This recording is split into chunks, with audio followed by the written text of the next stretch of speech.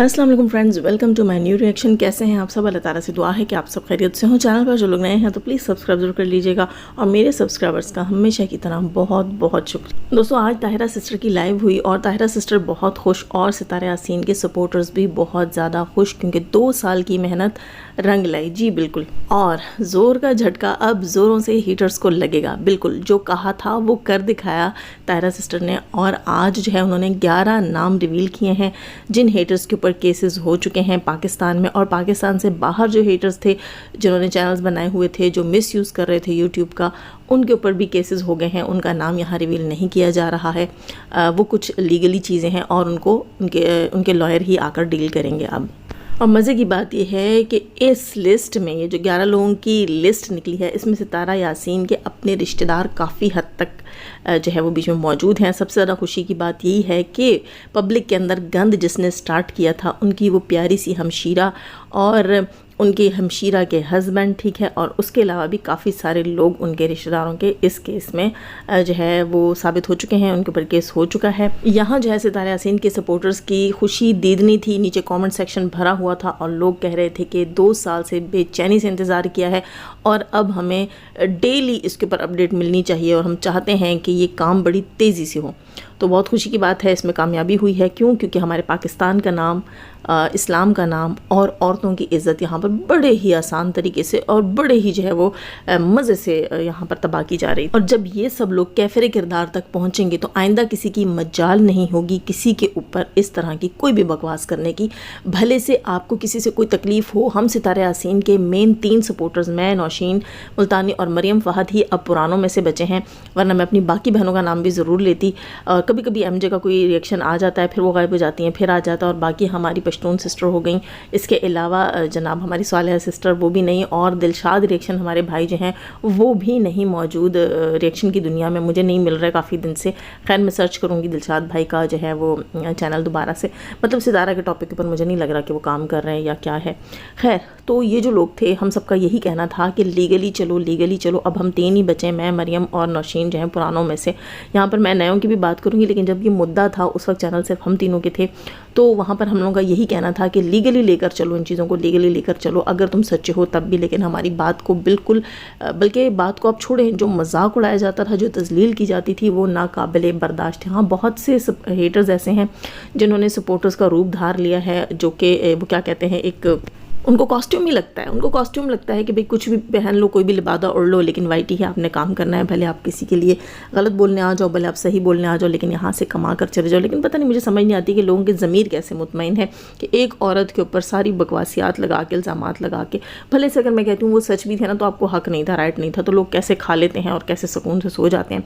खैर जनाब, देखते हैं कि ये ऊँट किस कल बैठता है और ये कहानी कहाँ जाकर इख्तिताम पजीर होती है। लेकिन मुझे ये लगता है कि सब कुछ होना चाहिए था। अगर ये होगा तभी आइंदा के लिए लोगों के लिए मिसाल कायम होगी और लोग कुछ भी गंद करने से पहले 100 बार सोचेंगे। अच्छा जनाब, अब आते हैं अपने रिएक्शन की तरफ। रिएक्शन जनाब क्या है कि नीनू के घर पधार चुकी है सवारी। जी बिल्कुल, डीडी और उनकी जो है वो 3rd वाइफ या 2nd वाइफ, मैंने आपको कहा था मुझे 2nd वाइफ कहना उसको बेहतर लगता है, क्योंकि आयशा अब उसकी वाइफ नहीं है, तो मौजूदा वाइफ्स के हिसाब से वो 2nd वाइफ है। तो डीडू अपनी 2nd वाइफ के साथ नीनू के घर पधार चुके हैं। नीनू साहिबा की आई हैं कम्युनिटी, और कम्युनिटी पर उन्होंने लिखा है कि आप सब जो मेरी ऑडियंस है, आपकी वजह से मेरा चैनल है, मैं हूँ, तो मुझे नहीं लगता कि आपसे कुछ छुपाना चाहिए। तो मैं कल आपको बताऊंगी क्यों। जी, आपको अगर पेचेस भी लग जाते हैं तो आप लाइव लगा लेती हैं, आकर बैठ जाती हैं, टस्वे बहाने होते हैं, आकर बैठ जाती हैं। किसी की लाइव को देखकर आपको रोना आ जाता है, बहुत ज़ोर का आ जाता है, और आप लाइव लगा के बैठ जाती हैं। अब आपके घर में एक बोरी और बोरा आकर बैठ गए हैं और आप कल की डेट देकर बैठी हैं। ये क्या भाई, ये कहाँ की इंसानियत और कहाँ का इंसाफ है? तो यार नीनू, देखो तुम लोग गलतियाँ खुद करते हो ना। अब तुम्हें सुई भी चुभती है, कांटा भी चुभता है, तो तुम पब्लिक में लाइव लगा के बैठ के रोना धोना शुरू कर देती हो। और कितने दिनों की कब्ज़ तुम्हारी टूट जाए तो तुम पब्लिक में लाइव लगा के आकर खुशी खुशी बताने लग जाती हो कि भाई वो हो गया जिसका इंतज़ार था 3 दिन से 4 दिन से, ठीक है। लेकिन अब ये चीज़ तुम्हारे घर में हुई हुई है, कल से तुम्हारा भाई तुम्हारे घर आके बैठा हुआ है और तुम अगला कल का दिन दे रही हो। मतलब मज़ीद तुम 2 दिन बाद, एक दिन गुजर गया, एक दिन आज का, 2 दिन गुजर गए, तीसरे दिन जाके तुम ये न्यूज़ ब्रेक करोगी, तो लोग जो है वो नाक में तो डालते नहीं हैं। सबको पता है कि भाई तुम्हारे ही घर में बैठे हुए हैं और कहाँ बैठे हुए हैं। यानी कि तुम इस चीज़ में शरीक हो, फातिमा को अपने घर बुलाती हो और उसको नेल आर्ट सिखाती हो, उस पर एहसान जताती हो और कहीं ना कहीं अपनी माँ के साथ और अपने भाई के साथ भी मिली हुई हो। खैर जनाब, एक और चीज़ भी यहाँ बतानी थी कि डीडू ने अपनी माँ से पैसे खाए। किस चीज़ के पैसे खाए ये हम नहीं जानते, लेकिन अकबर अंकल आज से कल रिवील कर चुके, कल या परसों उन्होंने रिवील किया कि डीडू ने अपनी माँ से पैसे खाए हैं और अपनी माँ से मिलने जाता है। इसको नहीं जाना चाहिए क्योंकि अब वो अपने दूसरे शौहर के साथ रहती है, तो डीडू को इस बात के बारे में सोचना चाहिए। लेकिन समझ नहीं अंकल जी, ये पैसे किस चीज़ के खाए हैं? क्या डीडू ने अपनी शादी जो है वो नहीं, अपनी शादी के पैसे उससे कैसे खाएंगे? खुद खिलाया होता ना। डीडी ने लगता है कि हाँ, डीडी ने जो है वो बीना आंटी को परमिशन दी है उसके हस्बैंड के साथ रहने की, तो शायद पैसे खाए हों, है ना। वाह भाई वाह, क्या बात है। माँ से पैसे खा गया कि तू मुझे पैसे दे, फिर तुझे मैं तेरे दूसरे पति के साथ रहने की इजाज़त दूंगा, वरना मैं तुझे सुकून से जीने नहीं दूंगा। वाकई यही होता कि इसने फिर धड़ाधड़ माँ के ऊपर रिएक्शन देने, तो इसने कहा कि जो मैंने यूट्यूब पे कमाना था तुम्हारा कंटेंट बनाकर, अगर तुम मुझे कैश में दे देती हो तो तुम्हारी जान बख्शी कर दी जाएगी। और यही किया उस बंदी ने और इसी चीज़ के पैसे पकड़ा दिए इसको। यही हो सकता है, इससे ज़्यादा तो और कुछ नहीं हो सकता। इसके अलावा जनाब, एक चीज़ के ऊपर मुझे बड़ी हंसी आ रही थी, कल मैं दिख रही थी व्लॉग इस बीना का, कभी ना कभी इसकी स्क्रीन पे मैं क्लिक कर देती हूँ, वैसे मैं यूजुअली इसको देखती नहीं हूँ। अच्छा, ये बंदी, इसको मैंने देखा, ये गई हुई थी स्टेशन पे अपने देवर को छोड़ने। अच्छा, मैं यही समझ रही थी कि शायद इसको परमिशन दे दी है चुम्मी ने और डीडी ने कि आके हमारा व्लॉग शूट कर लो, लेकिन नहीं, इसको परमिशन नहीं थी। अपना देवर दिखा रही थी कि भाई देवर इसका ट्रेन में चढ़ा, और मुझे तो ये लग रहा है ट्रेन में चढ़ा, आगे जाके उतर गया गई है, शायद उन्हीं को सी ऑफ करनी थी। खैर, इसका मैंने देखा थंबनेल, इसने लिखा हुआ था क्या मुझे हस्बैंड जो है बच्चों से मिलने की इजाज़त देंगे या नहीं देंगे। शायद ये परसों का था या कभी कभी था, और इस जो है व्लॉग में भी इसने काफ़ी बातें की, उस पर मैं रिएक्शन दूंगी। तो ये बंदी कहती है कि क्या मुझे इजाज़त देंगे नहीं देंगे, क्या जो है वो मेरे हस्बैंड जो हैं वो मुझे बच्चों से मिलने देंगे नहीं देंगे। तो मोहतरमा, तुम ये जो क्या कहते हैं नौब्याता दुल्हन बनी हुई हो, ये तुम्हें सूट नहीं करता, ठीक। और रही बात कि तुम्हारा हस्बैंड तुम्हें परमिशन देगा या नहीं देगा, तो तुम्हारा हस्बैंड तब तुम्हें परमिशन देता अगर उसमें रत्ती बराबर भी गैरत होती, और अगर उसमें रत्ती बराबर गैरत होती तो तुम लोगों के घरों में भांडे ना मांजती इतने साल, ठीक है। तुम कहती हो तुम्हारा हस्बैंड डॉक्टर है, यानी कि वो पूरा था, उसको पैसे की कोई कमी नहीं थी, लेकिन तुम्हारी औकात फिर भी उसने एज अ मेड ही रख छोड़ी थी। तुम लोगों के घरों में काम काज करके तो जो है अपना ज़िंदगी गुजार रही थी, ठीक। आज वो हस्बैंड से तुम कहती हो कि तुम परमिशन लोगी, वो तुम्हें परमिशन देगा या नहीं देगा।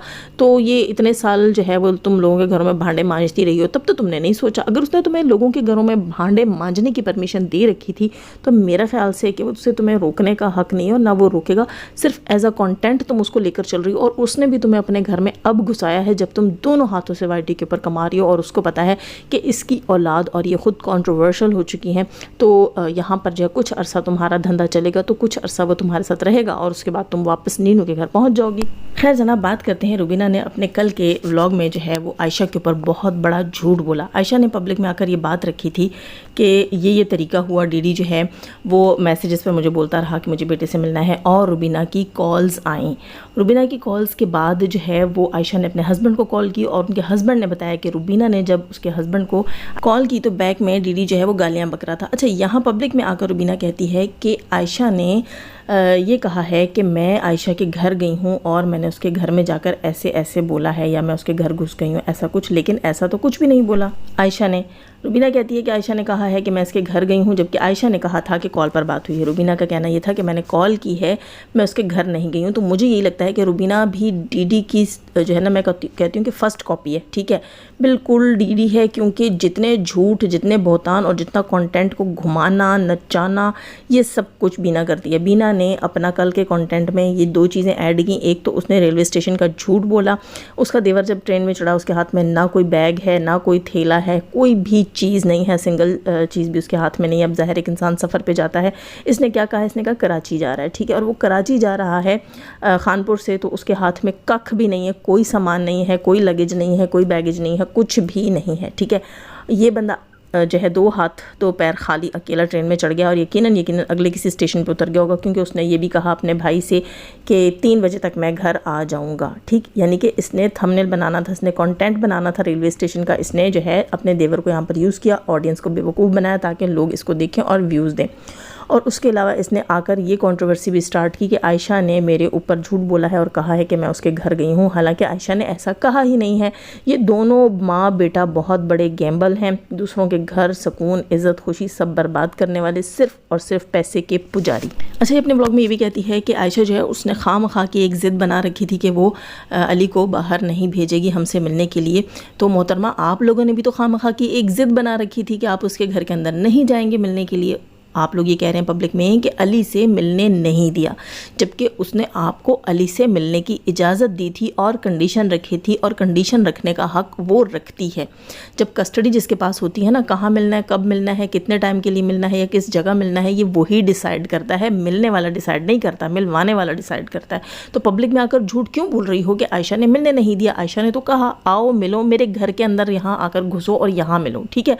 और ये कहती है कि उसने खामखा की ज़िद लगा रखी थी कि बच्चे को बाहर नहीं भेजा। तो बीबी आंटी, जिद तो तुमने लगा रखी थी और तुम्हारे बेटे ने लगा रखी थी कि हम तुम्हारे घर में नहीं घुसेंगे।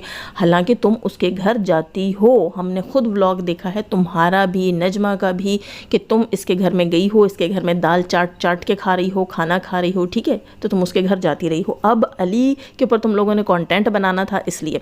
अच्छा, दूसरी चीज़ ये कहती है मेरे बेटे ऐसे नहीं है, सही है।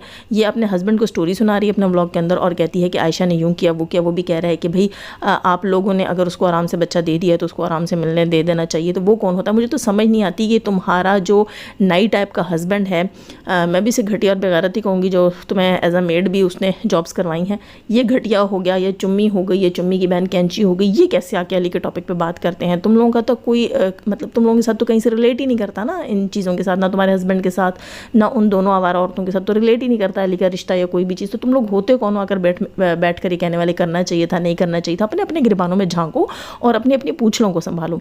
तो यहाँ ये बंदी आकर पब्लिक में उसको क्या कहती है, मेरे बच्चे ऐसे नहीं हैं। तुम्हारे बच्चे कैसे हैं ये तो पूरा वाइटी जानता है। तुम्हारे बच्चों ने जितना, मैं कहती हूँ गलाजत वाइटी पे तुम्हारे बच्चों ने मचाई है, इतना तो दूसरे किसी ने मचाई ही नहीं। हेटर्स को भी कभी ना कभी करार आ गया, सुकून आ गया, गैरत आ गई, कोई खुदा का खौफ आ गया, ठीक है, कोई डंडा उन पे काम कर गया। लेकिन आप लोगों पे कोई चीज़ काम नहीं की। किसी हेटर का मुंह डंडे से बंद हुआ, किसी का खुदा के खौफ से बंद हुआ, किसी को अकल आ गई, किसी को शर्म आ गई, लेकिन आप और आपके बच्चों को पहले दिन से आज तक कोई शर्म नहीं आई। क्यों? क्योंकि आपके दिमाग ही ऐसे हैं। आपने सारी ज़िंदगी जो किया है ना, जो देखा है, तो आप उसके पीछे पड़ गए हैं। आपने लोगों की दौलतें देखी हैं, लोगों की अमारत देखी है, तो अब आप ये सोचते हैं कि पैसे के लिए किसी हद तक भी जा सकते हैं, ठीक है।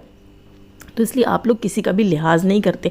ये कहती है मेरे बच्चे ऐसे नहीं हो। बीबी, तुम्हारे बच्चों ने 2 साल से वाइटी के ऊपर जो गंद मचा रखा है, मैं कहती हूँ बस अल्लाह की बना, ठीक है। और ये कहती है कि मेरे बेटे ने जो है वो आराम से मिलना ही तो था, और क्या करना था?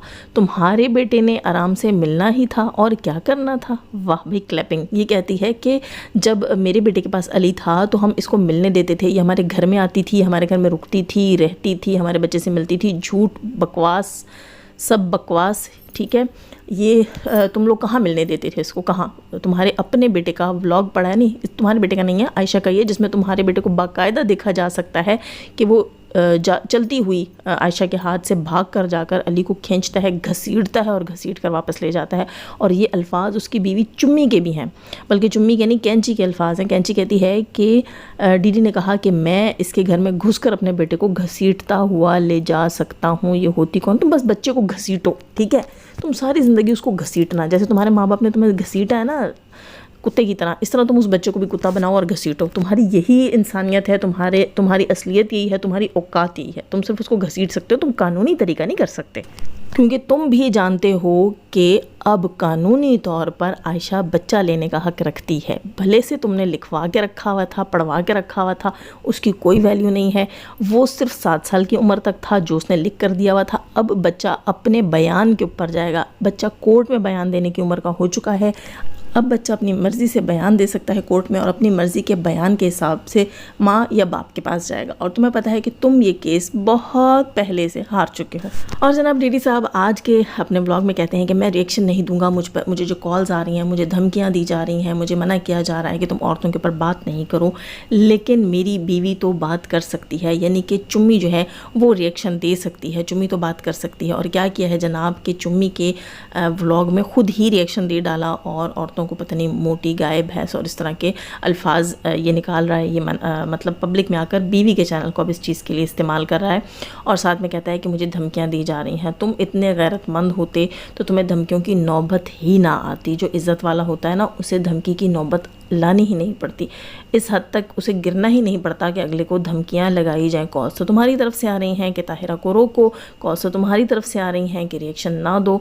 नौशीन सिस्टर ने जब से ये बात की है उसके बाद से दोस्तों इन लोगों ने अपना वतीरा बना लिया है, इसको अपना तकिया कलाम बना लिया है। कभी कैंची आकर कहती है कि मुझे कॉल्स आ रही हैं और कभी डीडू आकर कहता है कि मुझे कॉल्स आ रही हैं, मुझे धमकियाँ मिल रही हैं। यानी कि जो इन्होंने खुद किया, इसका मतलब है इस सब कुछ में जो है वो कैंची और डीडी की मिली भगत थी। डीडी ने नंबर दिया था नौशीन सिस्टर का कैंची को, और कैंची ने अपने किसी जो है वो फ्रेंड से कॉल करवाई। आप समझ रहे होंगे, है ना।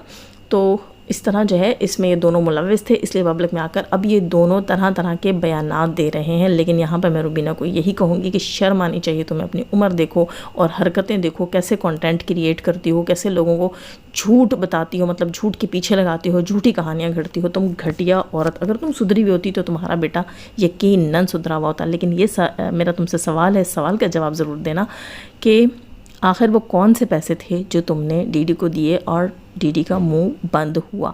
क्या वो रिश्वत थी? डीडी का मुंह बंद करवाने के पैसे थे? किस चीज़ के पैसे थे? किस लिए दिए वो तुमने पैसे? खैर दोस्तों, लाइक ज़रूर कीजिएगा, अपना ख्याल ज़रूर रखिएगा। और अब लेती हूँ आप सबसे इजाज़त। अल्लाह हाफ़िज़।